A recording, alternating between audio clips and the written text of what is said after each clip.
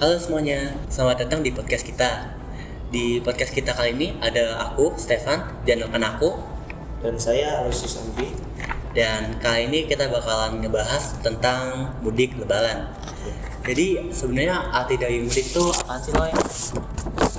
Arti dari mudik itu adalah tradisi kembali ke kampung halaman, itu bertemu keluarga dan saudara-saudarinya yang dilakukan pada saat liburan atau lebaran Idul Fitri.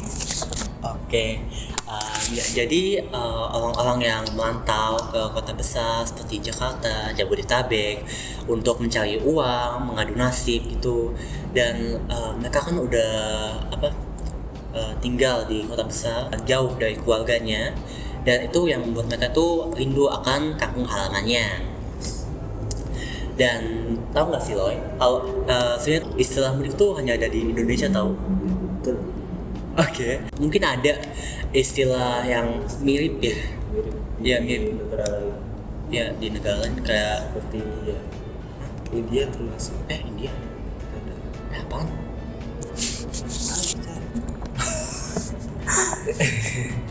Banyak ada India. Di India mah rame cuy. India rame setiap lebaran. Kayak ini nggak sih, kayak kata-katanya tuh banyak benar kayak Indonesia zaman dulu nggak sih? Betul. Kalau di luar negeri tuh ada istilah yang namanya homecoming, kayaknya di Amerika Serikat deh kalau nggak salah ya. Jadi mudik ini sebenarnya sifatnya tuh traveling yang secara massal gitu. Semua orang tuh kayak berbondong-bondong gitu pergi ke Kampung halaman. iya kan, pakai ya kendaraan Kendaraan pribadi, bus, pesawat, dan kereta, kapal laut. gitu.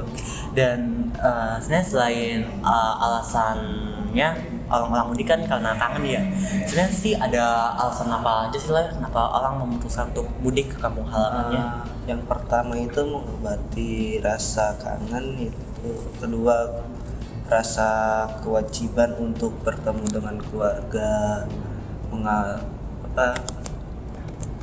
merayakan Idul Fitri di kampung halaman. Yang kedua, yang keempat, mengajak rekreasi ke kampung halaman. Oke. Dan sebenarnya sejarah mudik tuh udah berlangsung di Indonesia sejak lama ya. Iya. Tahun 1970-an. Istilah mudiknya sendiri yang baru populer, dan sebelum tahun itu orang-orang tuh pada mengenalnya dengan istilah pulang ke kampung halaman aja gitu. Kalau misalnya ditarik ke belakang, mudik itu sebenarnya udah ada sejak Nusantara, zaman kerajaan-kerajaan, zaman Majapahit dan juga zaman Mataram Islam.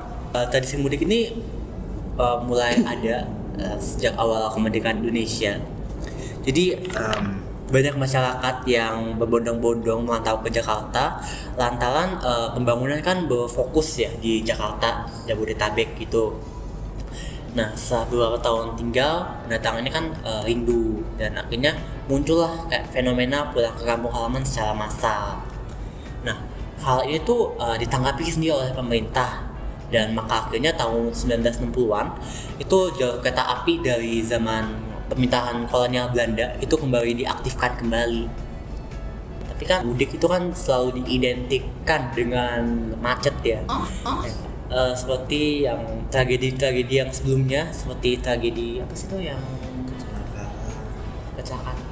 Ya, banyak banget sih kalau Beruntun kan kecelakaan beruntun. Terus ada itu yang tol yang tahun 2016.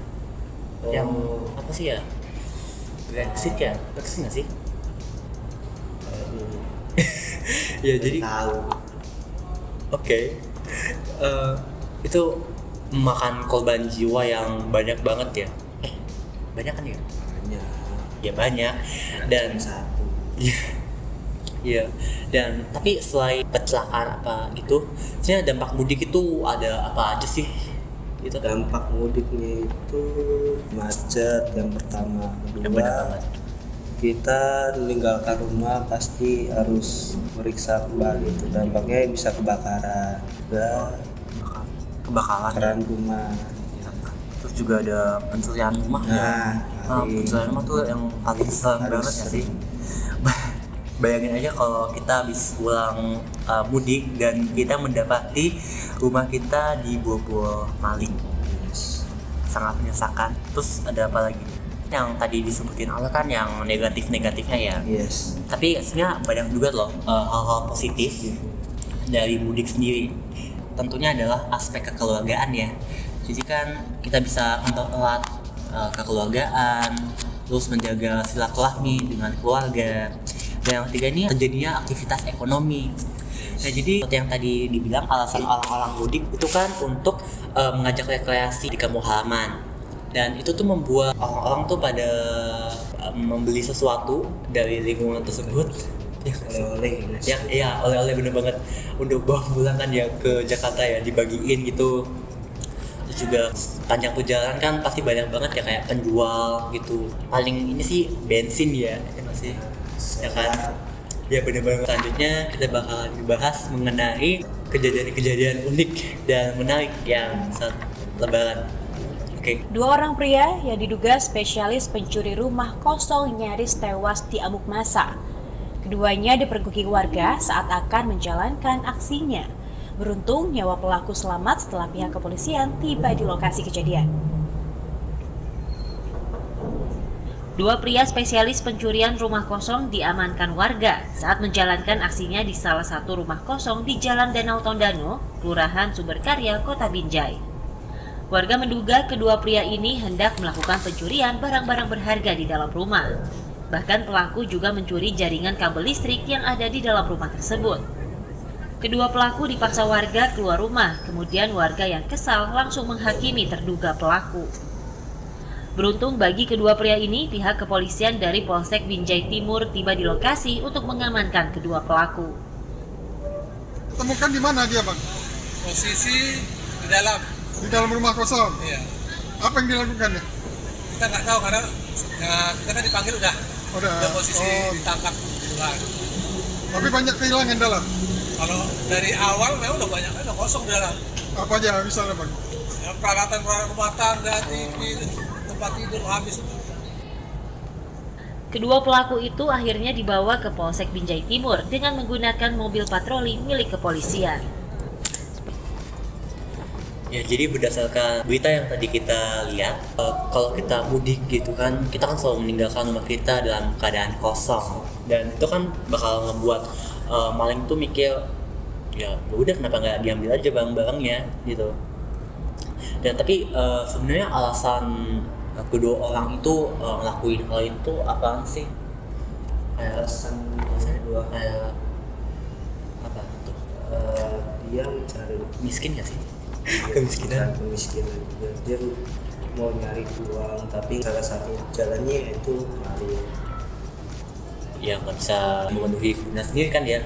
So itu kayak hal yang gampang sih ya buat mereka gitu ya, daripada mereka harus bekerja secara otak dan juga tenaga gitu ya. Hal lebih gampang buat nyolong gitu, istilah kasarnya ya. Lanjut ke video kedua.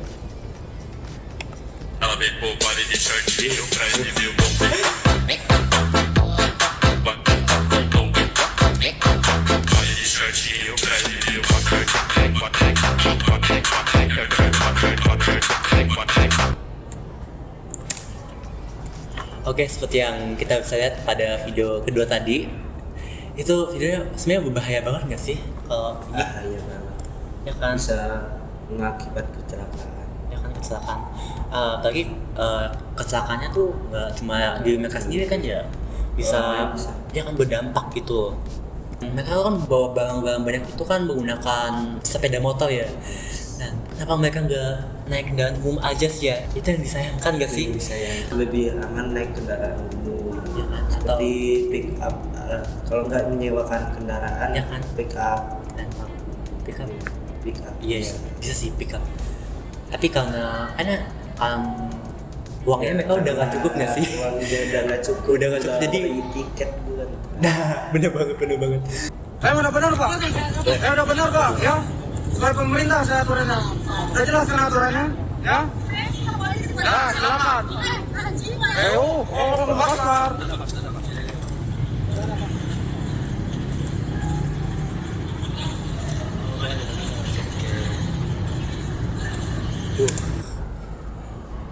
wow, tidak bisa berkata karena banyak ya kita ya. So, ibunya tiba-tiba ngomong kata kasar. Ya padahal pada kan udah dikasih tahu ya sama pihak polisinya kan ya. Dan ini tuh awalnya kan disebabin karena si polisnya tuh nunggu untuk ibunya tuh untuk putar balik gitu ya. Soalnya ini videonya diambil tuh pas ini nggak sih yang Pas COVID, pokoknya pas PSBB Iya. level level 4 atau 3 kalau masih ketat, kalau level masih ketat banget. Pas ini masih ketat banget, makanya apamnya tuh menganjurkan warganya untuk di rumah aja gitu ya kan, gak usah berpergian kemana-mana demi mencegah apa ini penularan ya, penularan COVID. Nah, ini video pada saat pulang kampung halaman yang bikin merinding banget ya teman.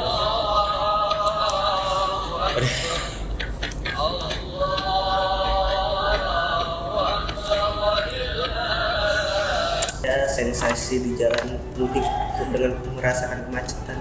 bener. Dan buang-buang waktu nggak sih Ya sebenarnya juga ya, tapi tapi sekarang kan udah ada tol Trans Jawa nih. Jadi perjalanan itu masih tol Cikampek sebenarnya. iya, Tapi sekarang udah ada tol Trans Jawa sampai Banyumanik. Justru bukan nyampe Banyumanik, nyampe Jawa Timuran ada. Jawa Timur ya, banyak juga ya. Nah, jadi cukup banyak ya kejadian-kejadian yang menimbulkan kerugian, nggak cuma bagi diri mereka sendiri tapi bagi orang lain juga. Sekian podcast kami, terima kasih. Terima kasih. Oke.